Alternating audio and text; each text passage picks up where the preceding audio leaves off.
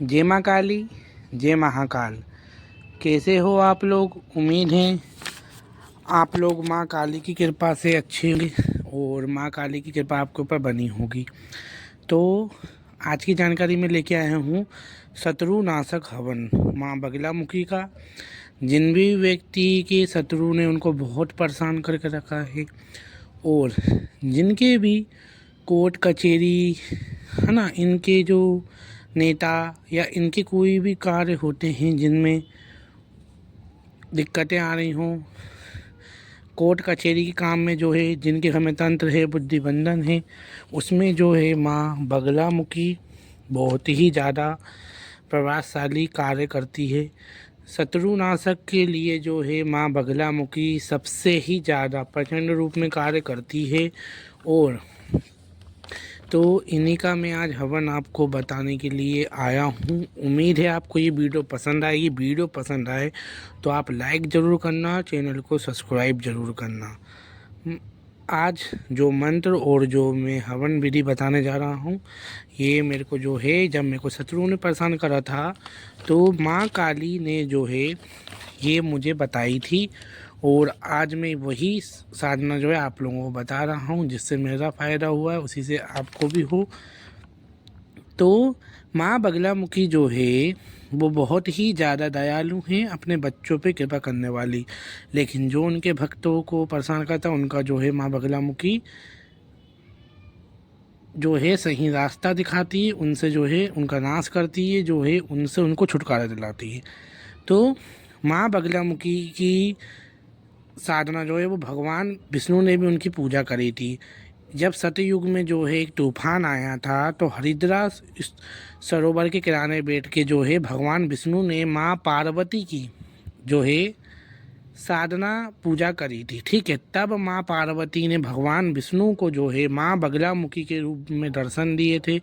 माँ बगलामुखी के रूप में माँ पार्वती ने उन्हें दर्शन दिए और जो वो तूफान था उसको हटाया, उससे नाश करा। जब से जो है माँ भगवती बगलामुखी जो है वो बहुत ही ज़्यादा प्रचलित हैं और माँ भगवती जभी से बहुत ही ज़्यादा जानी जाती हैं।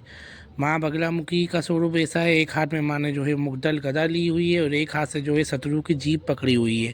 तो यही जो है माँ भगवती जो उनके साधक या जो उनकी आराधना करता है तो उसी तरीके से जो है उनकी शत्रु को जो है वो शांत करती है। माँ भगवती तो माँ है, वो विनाश नहीं करती है। पहली बात तो जो भी इनका हवन ये सोच के करता है कि हमारे शत्रु का बुरा हो या वो मर जाए, तो ये उसको कार्य नहीं करती, उल्टा आप ही को नुकसान हो जाएगा। हाँ, माँ भगवती उनकी जिह्वा को जो है वो कील देती है कि वो आपके बारे में है जो है वो बुरा नहीं बोलते हैं, आपके बारे में अच्छा सोचते हैं। माँ भगवती की कृपा से ऐसा होने लग जाता है। ठीक है, आपके बारे में जो है वो आपका पीछा छोड़ देते हैं। आपका ज़मीन जायदाद का केस है या आपको जो है कोर्ट कचहरी जो है उसमें आपको न्याय मिलता है, उससे आपको छुटकारा मिल जाता है। बहुत से कार्य जो है वो माँ बगलामुखी करती है और कलयुग में जो है माँ प्रचलित रूप से ही करती हूँ। देखना बहुत सारे दरबार में भी जो है माँ बगलामुखी से ही कार्य करवाए जाते हैं, माँ बगलामुखी से ही नेगेटिव चीज़ हो ये सब हटाई जाती है। तो आइए हम जानते हैं माँ बगलामुखी का हवन की विधि कैसे है। तो हवन के लिए जो आपको सामग्री चाहिए वो चाहिए आपको हल्दी, तिल, बूरा ले सकते हैं। मैं जो है ये मीठा हवन आपको बता रहा हूँ, ठीक है, तो आप ये सब ले सकते हैं। लेकिन हल्दी और हवन सामग्री, हल्दी जो है आपको आधी कटोरी से ज़्यादा लेनी है क्योंकि हल्दी ज़्यादा होना चाहिए। ठीक है, और पीली सरसों, हल्दी और पीली सरसों भी आप ले सकते हैं। साथ ही साथ आपको बूरा ऐड करना है, काली तिल भी ऐड करना है। ठीक है, लेकिन हल्दी और पीली सरसों ज़्यादा क्वांटिटी में इसमें होना चाहिए। ठीक है, अब आपको क्या करना है, किसी भी दिन जो है आप इस हवन को कर सकते हैं और माँ भगवती जो है इससे प्रचंड रूप में कार्य करेगी, इसका फर्क आपको दिखेगा। ठीक है, अब जिसके घर में ज़्यादा नेगेटिव चीज़ें है तो वो इसको यादनी के साथ ना करे, ज़्यादा दिक्कत है या ज़्यादा कोर्ट कचहरी का वो है तो ठीक है, मुकम्मे ज़्यादा फंस गए हैं तो उसके लिए आप जो है यादनी की साधना करें। लेकिन जिसको कम है, ज़्यादा दिक्कत नहीं है, तो वो एक दिन 3 दिवसीय की भी ये हवन साधना कर सकता है। आपको क्या करना है, किसी भी दिन जो है आपको माँ भगवती का जो है एक आसन हल्दी से आपको जो है उस पर चोक बनाना है। उसके ऊपर जो है आपको पीला कपड़ा बिछाना है, पीले कपड़े का जो है माँ को आसन देना है। माँ बगलामुखी की साधना में ध्यान दें कि पीली चीज़ें जो है बहुत ही ज़्यादा महत्व रखती है। माँ की पूजा जो है, माँ को पीलिया चीज़ों से ही आप रिझा सकते हैं। माँ भगवती जो है पीले चीज़ों को देख के ही बहुत ही ज़्यादा प्रसन्न होती हैं। आपको जो है माँ की तस्वीर अर्पित करना है, तो उस पर जो है माँ की तस्वीर रखना है। माँ को गंगा जल के छींटे देने हैं। साथ ही साथ माँ को जो है पीले बतासों का आपको भोग लगाना है। पीले बतासे अगर नहीं मिलते हैं, पीली मिठाई का आप भोग लगा सकते हैं। आप बतासों को जो है वो हल्दी में करने के बाद, हल्दी में डुबाने के बाद भी माँ को भोग अर्पित कर सकते हैं। माँ को जो है एक पान के ऊपर एक सुपारी और एक हल्दी की गांठ का और एक बतासा पीला, उसका आपको भोग देना है। गणेश जी की आपको पूजा करनी है। माँ भगवती की जो है शुद्ध देसी घी से जो पीला होता है, या आप उसमें हल्दी डाल दें उस जोत में, ठीक है, वो आपको प्रज्वलित करनी है। एक कमल गट्टा जो है उस दीप में आपको डालना है। एक लौंग डाल सकते हैं, वरना आप एक लौंग भी डाल सकते हैं। जैसे आपकी श्रद्धा उस अनुसार जो है आपको चौकी स्थापना करनी है। माँ को आपको पीले फूल अर्पित करने हैं। आपका जो कपड़े हों वो भी पीले ही आपको पहनना है, ठीक है। और पीले कपड़े पहन के, या आप पीला शॉल या पीला गमछा भी ले सकते हैं, ठीक है। यदि आपके पास कपड़ों की व्यवस्था नहीं है तो आप जो है पीला कपड़ा भी नीचे बिछा के बैठ सकते हैं अपने आसन के ऊपर। आप पीला कपड़ा या पीला गमछा आप लेके जो है उस पर बैठ जाएं और फिर आप जो है पूजा अपनी स्टार्ट करें, ठीक है। उसके बाद आपको जो है दीपक माँ को दिखाना है, भोग अर्पित करना है माँ को। धूप दीप दिखाने के बाद, ठीक है, आपको जो है माँ बगलामुखी के आगे हल्दी की गांठ लेनी है। हाथ में थोड़ी सी हल्दी लेना है, कुमकुम लेना है, अक्षत लेने हैं और संकल्प लेना है कि हे माँ बगलामुखी, मेरा नाम ये है, मेरे हस्बैंड का नाम या अपने पति का नाम बताना, पति का या पत्नी का आपको नाम बताना है। आप कहाँ पर रहते हैं और किस चीज़ से आप परेशान हैं, ये जो है आपको माँ बगलामुखी को जो है वो बताना है, ठीक है। उसके बाद आपको जो भी शत्रु या जो भी दिक्कत है आपके घर में, नेगेटिव चीज़, आपको वो बताना है माँ को।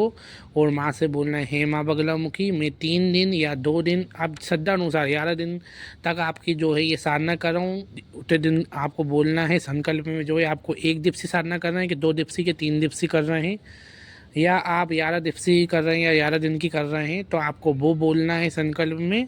वो जल को जो है माँ पीताम्बरा के चरणों में आपको जो है वो छोड़ देना है, ठीक है। उसके बाद जो है सबसे बड़ी बात जो है, आपको संकल्प ले लिया आपने, उसके बाद आपको पीला ही लेना है। उसके बाद आपको हवन कुंड में जो है आप आम की लकड़ी भी डाल रख सकते हैं। आम की लकड़ी के साथ साथ आप जो है नीम की लकड़ी भी रख सकते हैं। अपनी श्रद्धा अनुसार जो है आप लकड़ी रख सकते हैं। कंडा भी आप रख सकते हैं, ठीक। कंडा जो गाय का गोबर या उकला होता है उसको गर्म करने के बाद आपको वो रखना है, ठीक है।